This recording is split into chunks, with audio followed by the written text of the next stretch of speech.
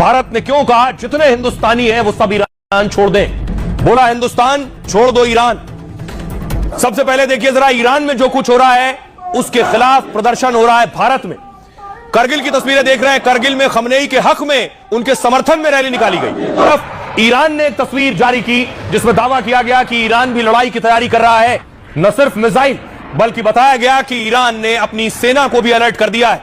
बाकायदा वहां फाइटर्स और मिसाइल और युद्ध की तैयारी शुरू हो रही है। ईरान में जो हालात बने हुए, ऐसे हालात में भारत सरकार ने एडवाइजरी जारी की है उन लोगों के लिए जो ईरान में है, जो हिंदुस्तानी है। क्या कहा जा रहा है उनसे? फौरन ईरान में रह रहे भारतीयों के लिए दिशा निर्देश जारी किए गए। भारतीयों को जल्द से जल्द ईरान छोड़ने की सलाह दी गई है। भारतीय दूतावास ने कहा सभी भारतीय जल्द से जल्द निकलें।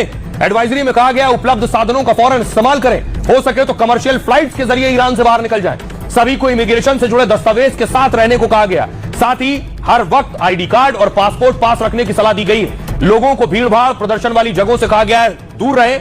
मुश्किल में ईरान में भारतीय दूतावास से संपर्क करने को कहा है। लोगों से अपील की है कि लोकल मीडिया के जरिए अपडेट लेते रहें। ईरान में रह रहे जिन भारतीयों ने अभी तक रजिस्ट्रेशन नहीं कराया है वो भारतीय दूतावास की वेबसाइट पर पंजीकरण करा सकते हैं। भारतीय दूतावास के आपातकालीन संपर्क नंबर भी जारी किए गए। इससे पहले 5 जनवरी को भी एडवाइजरी जारी हुई, लेकिन इस वक्त अंदेशा है कि ईरान में स्थिति बिगड़ सकती है। अमेरिका भी बार बार ईरान पर हमले की चेतावनी दे रहा है और इसी वजह से भारतीयों को सुरक्षित बाहर निकालने की कवायद तेज है। 12 जनवरी को अमेरिका ने भी इमरजेंसी अलर्ट जारी किया था और अमेरिकी नागरिकों को तुरंत ईरान छोड़ने की सलाह दी गई थी। सुनिए जो भारतीय क्या कह रहे हैं जिनके अपने लोग ईरान में मौजूद हैं। भारत के 3000 स्टूडेंट्स के आसपास जो ईरान के कई शहरों में पढ़ रहे हैं, मेडिकल कोर्सेज बेशतर कर रहे हैं। उसमें कश्मीर घाटी से 2000 के आसपास स्टूडेंट्स हैं जो वहां अलग अलग कोर्सेज पढ़ रहे हैं।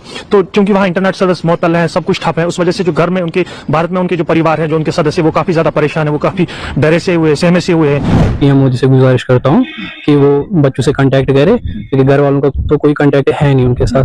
तो देखिए कि वो ठीक से है या नहीं। अगर सेफ फील कर रहे हैं तो, अगर नहीं कर रहे सेफ फील तो उनको घर लाने की कोशिश करे। फिर मेरी उनसे गुजारिश है अगर उनको लगे इंडियन एम्बेसी को कि हमारे कंट्री हिंदुस्तान को अगर वहां पे लगे कि बच्चे खतरे में, तो वो खुद उनको एवोकेट कर सकते हैं वहां से। इस साल वहां पर अंदरूनी थोड़ी सी खलफशार है, तो मैंने अपनी बेटी के साथ बात की तो उन्होंने कहा यहाँ पर कोई मसला नहीं है, क्योंकि अगर वो वापस आ जाएगी तो उसकी तालीम पर असर होगा।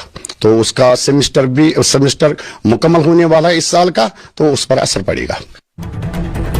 अब सवाल यह है कि ईरान में जो हालात हैं, इस हालात को काबू करने के लिए कल से फांसी शुरू होने जा रही। जो प्रदर्शन कर रहा है सरकार के खिलाफ, खमनेई के खिलाफ, उन्हें सजाए मौत दी जाएगी। यह तस्वीर आप देख रहे हैं, ईरान में प्रोटेस्ट हो रहा है।